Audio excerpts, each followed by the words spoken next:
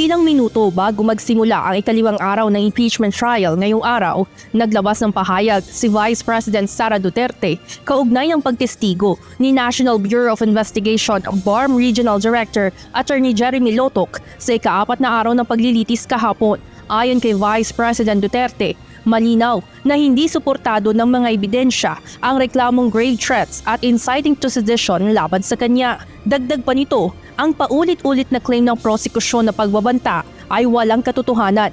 Imbento rin umano na mayroong assassin at gawa-gawa lamang rin ang mga ebidensya para masuportahan ang mga naturang paratang. Sinabi naman ng spokesperson ng defense team na si Attorney Michael Powa na nais nilang tumbukin sa cross-examination kay Lotoc ang pagkakaroon ng bias sa isinagawang investigasyon ng NBI laban kay VP Duterte. It goes into bias basically because then now the report is questionable. But whether we were able to establish bias once again is not something for us to say in the media because it would be unfair to the other party. Kaya po importante yun because obviously bias affects everything that goes on in an investigation.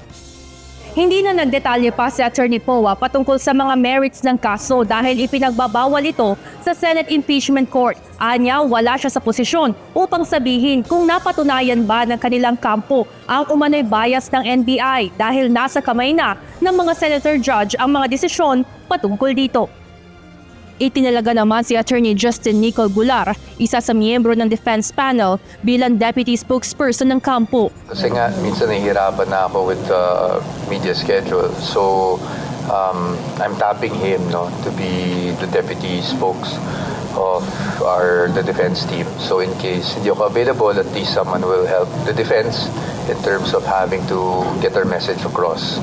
Samantala, binigyan din naman ni VP Sara sa kanyang pahayag na ang mga paratang laban sa kanya ay pagsira sa integridad ng mga institusyon at tiwala ng publiko, pagsasayang ng resources ng bayan at pagwasak sa paghahanap ng katotohanan. Panghuli, sinabi ng bise na ang impeachment proceedings ay dapat nakabatay sa mga totoong ebidensya at hindi sa mga gawa-gawang aligasyon dahil ang batas ay nakasalig sa katotohanan at hindi sa mga kwento lamang. Evan Alvarez, UNTV News and Rescue.